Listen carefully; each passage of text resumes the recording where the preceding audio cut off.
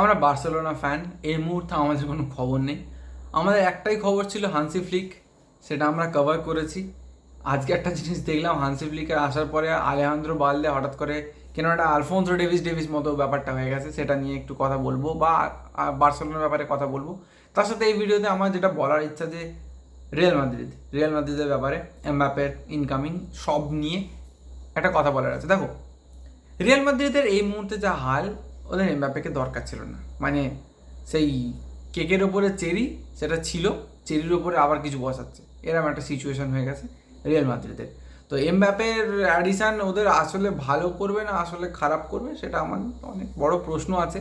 Already ওদের কাছে একটা এমন প্লেয়ার আছে, ভিনিসিয়াস, যার প্রচুর প্রবলেম, প্রচণ্ড ঝঞ্ঝটে প্লেয়ার। তারপরে এরপরে আবার অ্যাড করছে ওয়ার্ল্ডের সব থেকে বেশি বড় হাই কোয়ালিটির ঝঞ্ঝটে প্লেয়ারকে, যে গোটা কি বলবো পলিটিক্যাল সিস্টেমকে হিলিয়ে রেখে দিতে পারে। ঠিক আছে, মানে পিএসজিতে ওকে থাকার জন্য ফ্রান্সের প্রেসিডেন্টকে দিয়ে রিকোয়েস্ট করতে হয়েছিল যে তুমি পিএসজিতে থাকো, এরমও সিচুয়েশন এসেছে। তো রিয়াল মাদ্রিদ এসে ও কী করে দেখা যাবে, আমার গ্যারেন্টেড আমি ও ক্যাচা করবে শিওর। অনেকে এই পার্সপেক্টিভটা দেখছে যে রিয়াল মাদ্রিদ আনস্টপেবল হয়ে যাবে এমবাপ্পে আসার পরে। আরে ভাই, রিয়াল মাদ্রিদ আনস্টপেবল ছিল, এমবাপ্পে আসার পরে কি হবে জানো? Added pressure. এমএসএন যখন বার্সেলোনাতে টপ ফর্মে, একটা টাইমের পর কি হয়েছিল যে মেসি সুয়ারেজ নেইমার যদি নেমে তিনজনে একটা একটা করে গোল না করে, তাহলে জিনিসটা ইম্পসিবল হয়ে যায়। মানে বার্সেলোনা যদি একটা ম্যাচ ড্র করে ফেলে, সেটা কী করে সম্ভব, এরকম একটা কোয়েশ্চেন আসতো। সেরকম সিচুয়েশন কিন্তু রিয়াল মাদ্রিদ পড়তে চলেছে।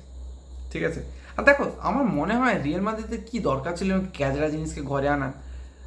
মানে বলতে পারো, যখন রোনাল্ডোকে এনেছিল, রোনাল্ডোর মধ্যেও এত ক্যাজরা প্রবলেম ছিল না। রোনাল্ডোর মধ্যে একটা ইগো প্রবলেম আছে, এখনও আছে রোনাল্ডোর কাছে, কিন্তু সেই ইগো প্রবলেমটা না একটা গুড এফেক্ট করে, মানে ভালো কাজেও লাগায় রোনাল্ডো তার নিজের ইগোটাকে।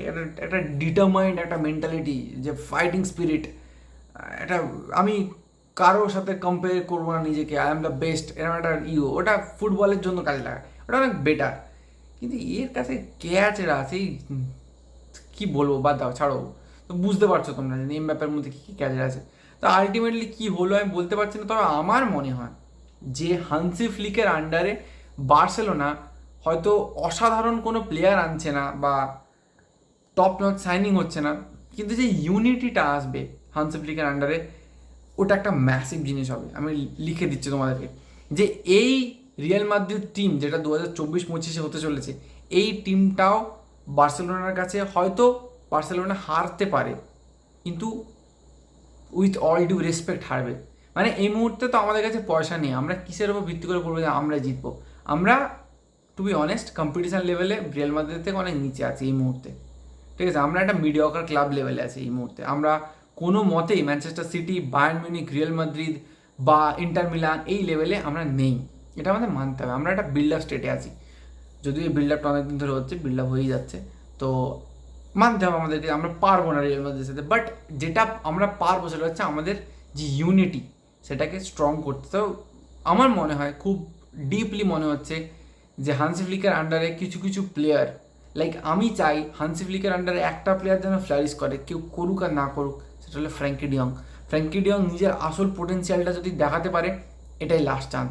তুমি মানে ফ্র্যাঙ্কি আয়াক্সে যা করেছিল, সেই পোটেন্সিয়াল বা সেই লেভেল যদি আনতে হয় ফ্র্যাঙ্কিকে এভার ইন ফুটবল, তো এটা হচ্ছে ওর লাস্ট চান্স বলতে পারো।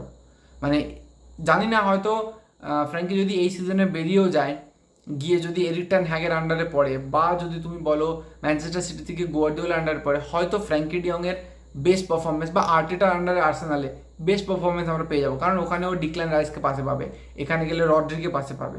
ঠিক আছে, বা ধরো ইউনাইটেডে গেলে ওখানে, ছাড়ো বাদ দাও, ইউনাইটেড হবে না।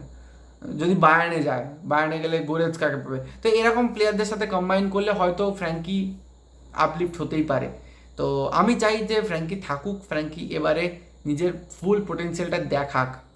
ঠিক আছে, তো এই হচ্ছে ব্যাপার। আমি যেটা শুনলাম, লেটেস্ট খবর যেটা পেলাম, যে ফ্লিকের আসা অনেক ডিসিশন এদিক ওদিক হয়েছে। তার মধ্যে এটা সবথেকে বড় একটা ডিসিশন এদিক ওদিক হচ্ছে, শুনছি যে ফেলিক্সকে নাকি রাখার প্ল্যান হচ্ছে, আনার প্ল্যান হচ্ছে, আবার একটা লোন করানো হবে বা কিনে নেওয়া হবে। ক্যান্সেলরটা এখনও কনফার্ম নয়। তো কি হবে বলা যাচ্ছে না। আনসু ফাতিকে হোল্ড করবে বার্সেলোনা, রাখবে, হয়তো আর লোনে পাঠাবে না এই সিজনে। তো এইরকম কিছু খবর আমাদের কাছে আসছে এবারে। তো দেখা যাক কি হয়। বাট বাট ফুটবল ওয়ার্ল্ডের এই মুহূর্তে আমার বলার মতো কোনো খবর নেই, ভালো খবর আমি পাচ্ছি না। এর ছোটোখাটো ট্রান্সফার যেগুলো হচ্ছে সেগুলো খুবই ছোটোখাটো, খুবই নগণ্য। তো বড় ট্রান্সফার হলে আমি আসবো, এসে তোমাদেরকে পুরো ব্যাপারটাতে ইনফর্ম করব। তো দ্যাটস ইট, আজকে এইটুকুই বলার ছিল তোমাদেরকে যে এই সিচুয়েশান ঘটেছে।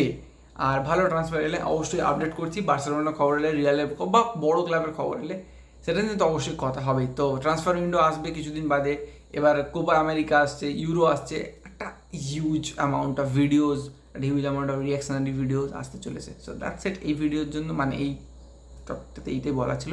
বাই, পরের ভিডিওতে দেখা হচ্ছে।